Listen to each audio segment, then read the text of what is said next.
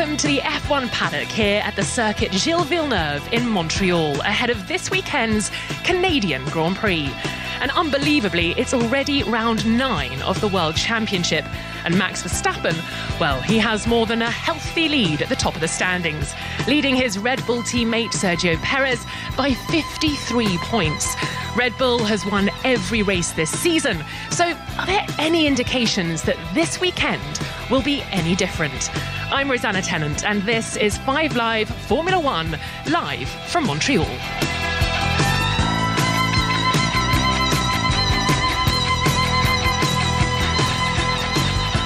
Hello and welcome to Montreal, and I just want to paint the picture here because we'd hoped that we'd be talking to you from one of the plush F1 team's hospitality areas, bathing in the sunshine here in Montreal, which is what we've been enjoying all day until about half an hour ago when these dark clouds started to shroud the central business district of Montreal, and we all took the executive decision to cram ourselves into the commentary box together, I have to say, in a rather swanky pit building that was upgraded back in 2019. So we've got a nice environment to talk to you from, but it wasn't what we were expecting. But hopefully it'll be a pleasant 25 minutes or so. And joining me to talk about the Canadian Grand Prix this weekend is the BBC's chief F1 writer, Andrew Benson, lead commentator, Harry Benjamin, and American racing driver, Oliver Askew. Well, welcome to the team, Oliver. Thank you. Now, you're in the hot seat even, first and foremost, because we'd love to know a little bit more about you, because maybe someone listening might be thinking, now I know that name. Is Sure. it because he's a top model? Because that's what you've been telling us. So set the record straight for us. No, like you said, my name's Oliver Askew. I was born in Jupiter, Florida. I'm 26 years old. I've been racing since I was 8. And racing doesn't run in the family. It was just something that, I stumbled upon with my father. It was like a father-son hobby when I was really young, and it's consumed my life as it has with many of us in this room. And I had the opportunity to join the Road to Indy in 2017, which is the IndyCar ladder system. I don't come from any family, Monday, so it was important for us to join that championship because they allow for scholarships for the championship winners. So was able to win the championship in 2017 and then the Indy Lights Championship in 2019 to then propel myself to IndyCar. And that's, 2020 was my first year as a professional racing driver in IndyCar. Did a couple races in 21 as well, and raced in Formula E last year. It is all sounding good. You've got all the credentials. I've just ticked all those things off the list. Welcome to the team. You will fit right in because we've got no driving experience amongst us. I'm looking at Andrew Benson. You've not got any, have you? So Oliver is the most professional out of all of us. I have no talent as a driver, Rosanna. I wondered where you were ending that sentence. Andrew Benson, welcome to the show. Before we kick off and talk about the race this weekend, we need to talk about what's been going on here in Quebec, the province.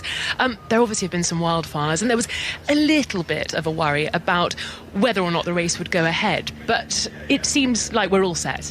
Well, it seems so at the moment, Rosanna. It was looking really bad for a while. People will have probably seen the images from New York last week, and bizarrely the winds were carrying the fire smoke from Quebec. It seems like it's going to be the worst Quebec wildfire season in history as a climate crisis takes its toll. The wind's taking it down into northern USA rather than into Montreal, which has avoided the worst of it so far. There have been a few days where it's been a bit smoky here apparently, but right now you can't smell any smoke in the air. It's raining now, Rosanna. We can see the downtown skyscrapers just over the St. Lawrence Seaway from where we're sitting, and I'm looking at the air quality forecast for the weekend. It's gone a bit yellow for tomorrow, but Saturday and Sunday it's saying green good, so it looks like we're all good to go. Great news, and great news for you, Harry Benjamin, in particular, because this is your first time in Montreal. Welcome to the city. Have you had a chance to go downtown yet, and what do you make of this track? Because you were out there having a little look around, weren't you? Yeah, well, the first time in Montreal and coming in for the Canadian Grand Prix, and if you're going to come to anyone, I'm really pleased it was this one, because this is just everyone's favourite, I think, or one of the fan favourites for sure, and everybody else too. Apart from the student digs in downtown Montreal, we had a good start. We had a good table tennis tournament going last night with a couple of the locals, and Andrew Benson made it all the way to the final. Can we just get that out there? Hang on, you said you had no talent, Andrew. Well, As a racing driver.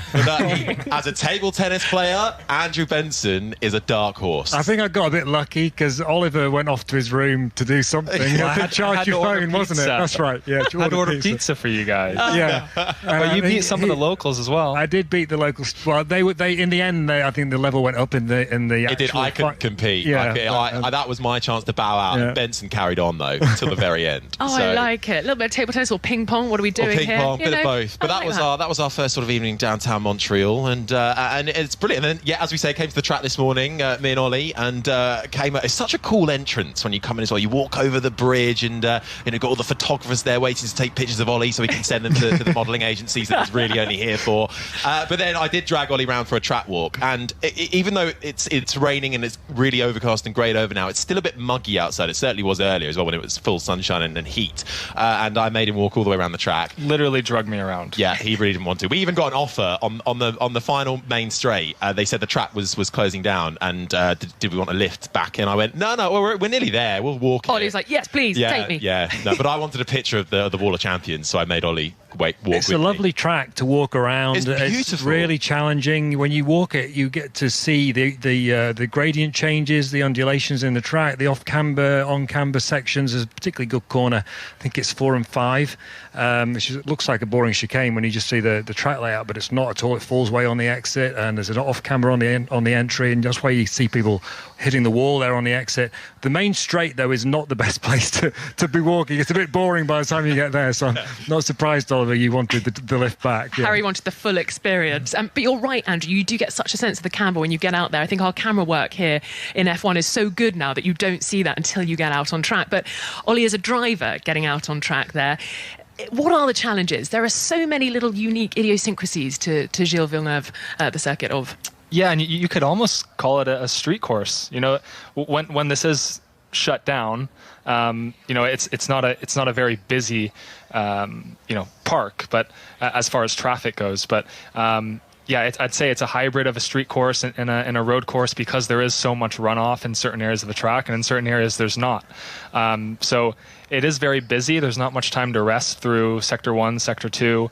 A lot of the corners look similar, like the chicanes look similar to each other, and I think that's very unique to tracks on the calendar. Yeah, it's going to be an exciting weekend, isn't it? Well, let's talk about the weekend then as a whole, and we've got to kick off, haven't we, by starting with Max Verstappen and his Red Bull team, just imperious at the moment, and a victory for him this weekend will pull him alongside Ayrton Senna, with only Alain Prost, Sebastian Vettel, Michael Schumacher and Lewis Hamilton ahead of him for race wins. It'll be his 41st win if he can do it on Sunday. Do we put him now alongside the greats, Andrew? I mean, is it just a done deal now? He's just one of them. I think it's been a done deal for a while. He's an extraordinary racing driver, Max Verstappen, and this achievement that he's done, he's only 25. Senna was 34 when he was killed, and he'd won 41 races by then. Obviously, I've just been speaking to Max, actually. He was saying that it doesn't mean a massive amount to him because the seasons are longer now, and it turns on when you get yourself into the right car and so on, so you can't compare. But he did say it's an honour. One of the most interesting things he said was because we were all talking about, is it getting boring when you're winning everything? Is it hard to keep your motivation up? And no were the answers to those two questions. But I asked him, if he couldn't win one race, because it looks like he's going to win them all from now on, who would he like to win it? And he said Fernando Alonso, because... Not his teammate, how? Not his teammate, he didn't mention that. He's a man of the people. Yeah. Everyone wants to see an Alonso win at some stage, surely. Lewis Hamilton was Team Alonso, wasn't he, back in Spain? I think Even Lewis, which is saying something, That's come round, hasn't it? Really turned around. But, yeah. I think, obviously, what they're doing is incredible, but I don't know about you, but they were slightly lacking on the TV coverage in Spain. When they're that far ahead, they don't actually feature very much on a Sunday afternoon, unless it's in the podium celebrations. Do you think they're being slightly overlooked because now we're focusing on maybe the midfield a bit? Well, I don't think they're being overlooked. I think it's just that it's so predictable. And the other thing Max said was that he understands if people are getting bored. Because it's just like you can't see a way that he's not going to win a race when you turn up at the track. So the jeopardy is just non-existent. So everybody's looking for other things to be interested in. And actually, Spain was quite interesting after Verstappen, the other battles going on. And lots of the races have been interesting after Verstappen. The only one really recently that's not been that's included interest in him was Monaco, when Alonso could have won in hindsight, but it was a tricky strategy call as rain was coming down there that meant that they didn't quite get it right, Aston Martin. But I mean, I don't know what you guys think, but I can't see a way that Verstappen's not going to win this weekend unless something goes wrong. Absolutely. And Ollie, just talking about the boredom that Max is insinuating that we might be feeling watching, and fans paying their money to come and sit in a grandstand might be feeling. What about Max feeling bored? Because when you're way out front and you're not being challenged, how as a driver do you get up on that Sunday morning and think, can't wait for this, bit of wheel-to-wheel action? Or is it just great because you are out there winning? It's a good question, but I think in Formula One, each track has its own challenges, and I think for Max, it's important to find those challenges in each session, in each circumstance, because of course burnout can become a problem. You know, I've experienced it in racing. Many athletes have, and just doing this weekend after weekend, traveling all over the world like they do in Formula One, it can be very taxing. And when you don't have that excitement of the battle, the midfield battle, racing alongside Formula One's greats every weekend, that can definitely play a toll. And Harry, the sport is so different, isn't it? It's not like tennis where you're constantly having to return the shot. It's not like football where you've got your mates as a sort of camaraderie. We've already heard that he doesn't really want his teammate to win the race if he doesn't, but that one aside, it's so different, isn't it, as a Formula One driver? If you're out there 29 seconds up the road, you've got to find, as Ollie says, those sort of like granular bits on each weekend that you can focus in on. Yeah, I don't think we've also seen the full capability sometimes, because he's so far ahead at times, and he doesn't. I know it was a free practice session, wasn't it, in Spain last weekend? But the fact that he was able to identify Helmut Marko's ringtone on the phone through the radio, it just kind of outlines how much he has in hand. And I don't think we've seen the full speed of that Red Bull just yet, which is scary, because they don't need to stretch it to its absolute limits just yet, because they've got it in hand. But Formula One is cyclical. We've seen the period of domination happen. It was Red Bull not so long ago again. Now then it was Mercedes. Now it seems to come back to Red Bull. It's not a new thing in Formula One to have a dominant driver, but I don't think we've seen this level of dominance quite so high in a while. Well, they look like they could win every race this season, Red Bull, and no one has done that before. The closest anyone got was with Senna and Alain Prost in McLaren in 1988, and the only reason it didn't happen was Senna got tangled with the back marker at the Italian Grand Prix. Plus, the seasons are longer now, and so it'd be even more impressive. It would, yeah. At the same time, the sort of uncertainties of Formula One have been removed. The teams are so good with computers and so on now. The reliability is so high. Everyone gets closer to their maximum potential every weekend. So that's why we don't see so many changes in the order, I think. That's why you see this consistent superiority from teams when they get themselves into that situation. Well, could something change this weekend? Let's talk about Mercedes, because there was so much hype going into Monaco. Then there was a lot of managing expectations. Let's wait until Spain. Now we're here in Canada, a track that potentially won't suit them as well, Andrew. So what do we take from Spain to bring into this weekend, if anything? Well, it's interesting listening to Ferrari driver Charles Leclerc just now. He was saying that they're not expecting a particularly great weekend because they've got nothing new on their car. He expects Aston Martin to be strong, Red Bull obviously, but they can't predict where Mercedes are going to be, because the new bits on the Mercedes have only been on it since Monaco. Monaco and Spain, two different tracks. It performed very differently at the two of them, as you might expect. And also the thing about the Mercedes performance in Spain, it was very strong. Lewis Hamilton and George Russell were together on the podium behind Max Verstappen for the first time this year. But it was also a track where they were strong last year. And it actually convinced them then that they thought they'd fixed all their problems that they've been having at the start. And then they got here and they hadn't fixed them at all. So we have to wait and see what happens when that car gets out on track. Let's not forget, though, the Lewis Hamilton effect. He's a 7-time champion for a reason, but also this track, scene of first win, and he just seems to have something extra around this Montreal track every time. He currently holds the record of 7 wins around here with Michael Schumacher. If the chances are he might win it this weekend, not likely, but if he does, he'd then be the record holder. I think if anybody can show something special around here, it's got to be Lewis Hamilton in that Mercedes. And of course there's a confidence that comes with that, but Ollie, there's also probably a confidence knowing that the car is moving in the right direction. How much will that help Lewis to get some performance out of the car, and also George as well, both of them obviously contenders? Of course, and confidence as a driver in motorsport is so important. To be able to show up at a track like Max is doing and not think about what he's doing, right? He just has to get in the car and drive, right? And let his natural instinct and his talent take over. A lot of times when, say these drivers in the midfield or towards the back, they have an extra job to do, which is try and improve the performance of the car while trying to focus on their driving as well. So, I've experienced before it's having to work that little extra to try and pick up that team and move forward. So certainly Lewis Hamilton, he has the experience to do that, and George Russell as well is an extremely talented driver and a team player, it seems. So those two drivers, British drivers, working really well together to try and push that team forward. And that's the big question. Andrew, what are you hearing in terms of those two British drivers working together? Is that going to be a relationship that continues? Because there was a lot of chat when we left Spain that Lewis would be sitting down with Toto Wolff, the two of them together, not necessarily Lewis's management, to seal the deal. What are you hearing? Well, I think everyone's getgetting quite excited about is Lewis Hamilton going to... You did, Rosanna, very good. Because I'm sure you know what I'm about to say already. Everyone's getting very excited about Lewis Hamilton. He's got a new contract coming up because he's running out. His deal runs out at the end of this year. Toto Wolff and Lewis Hamilton have been absolutely clear for a very, very long time now, going back into the end of last year, just saying, look, we're going to get a new contract done. I am going to stay.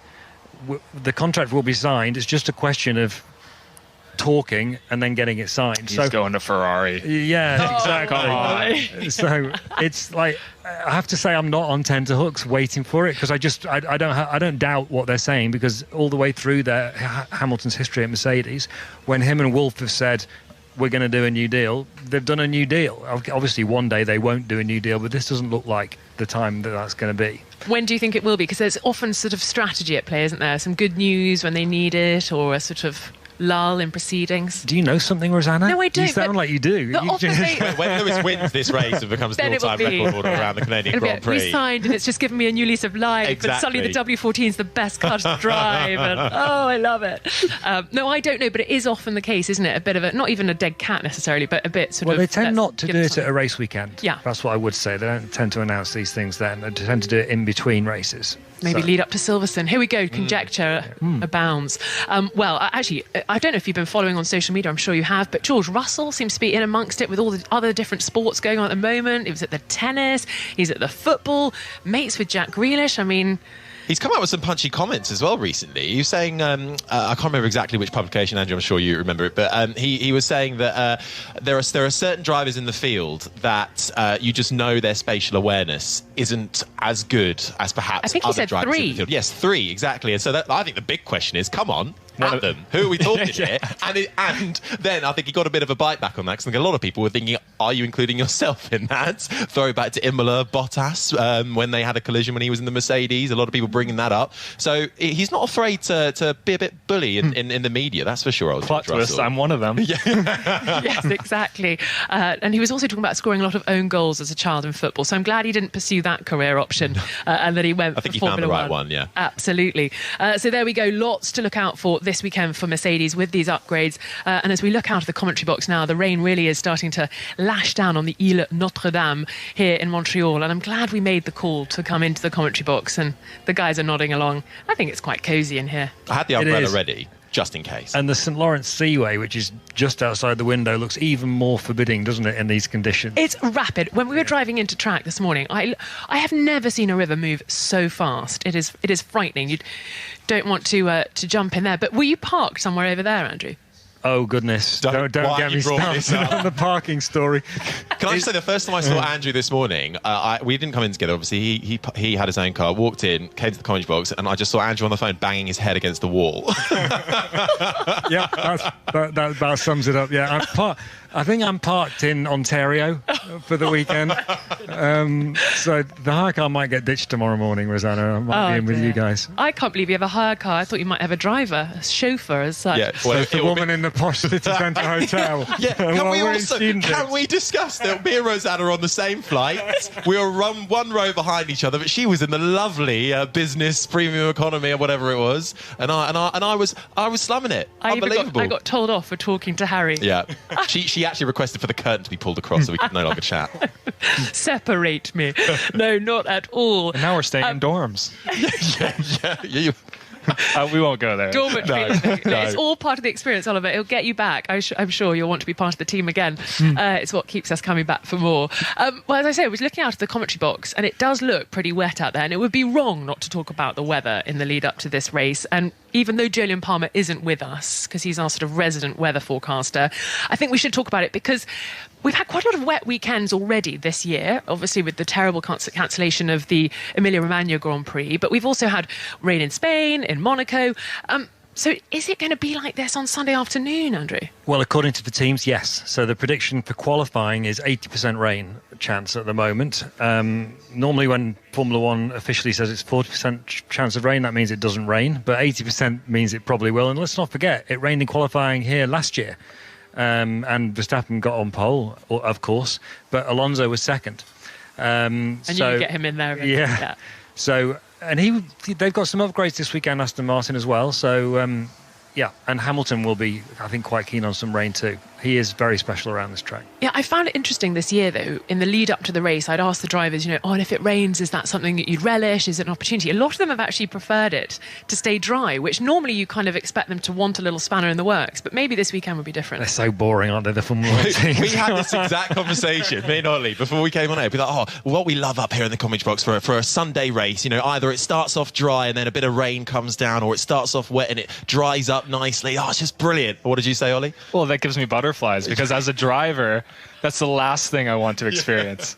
Either at full downpour, right, and it stays like that through the whole race, or it's dry. Yeah. In between, it makes my job harder. So, but it's great for the commentators. For us this week, it's no place I'd rather be. Come on. Well, you're lucky in the commentary box. I'll be down in the pit lane in my galoshes. Oh, yeah. So send help and an umbrella if you've got one. But it does lead to some great racing here in Canada. And we've had some great ones. I'm thinking back to 2011, the Jenson Button win.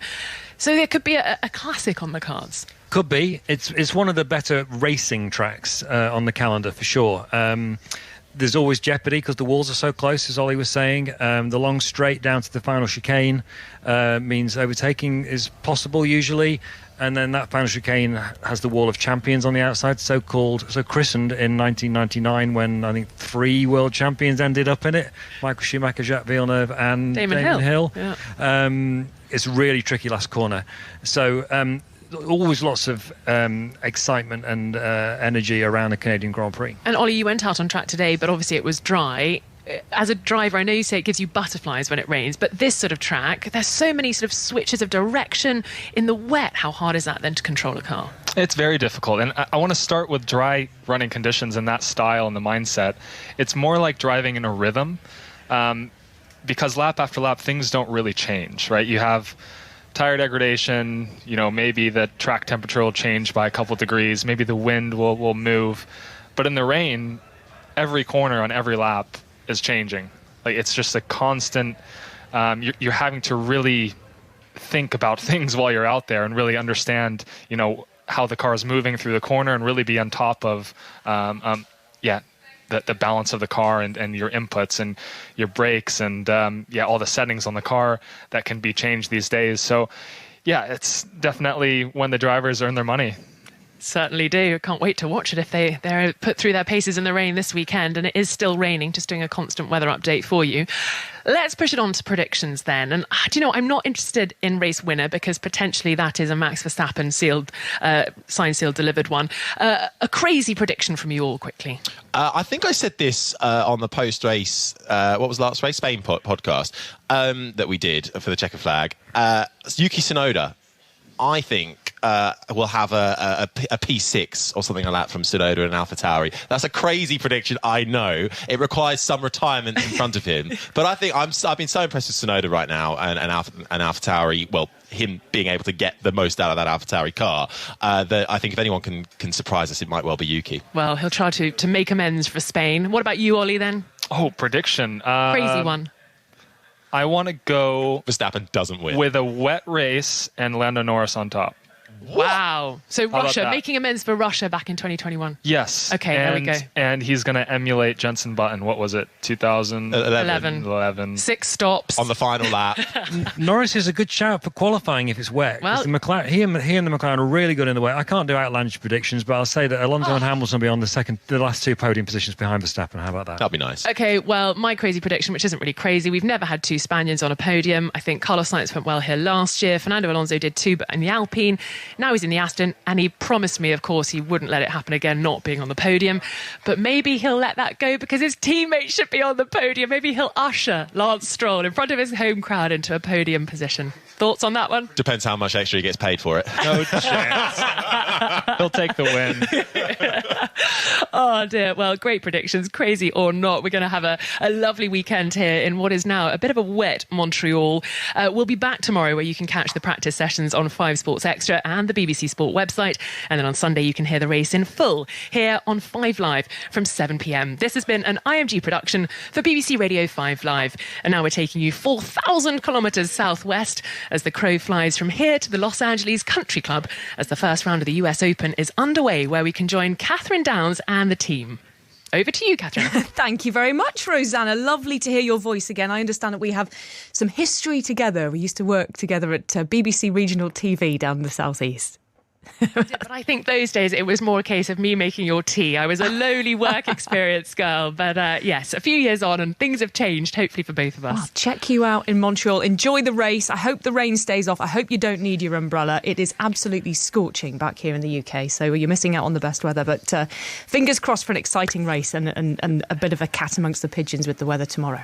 Thank you so much. Right, that's Rosanna and the F1 team off to enjoy an early bath. And we are taking you now from Montreal to LA and from cars to clubs.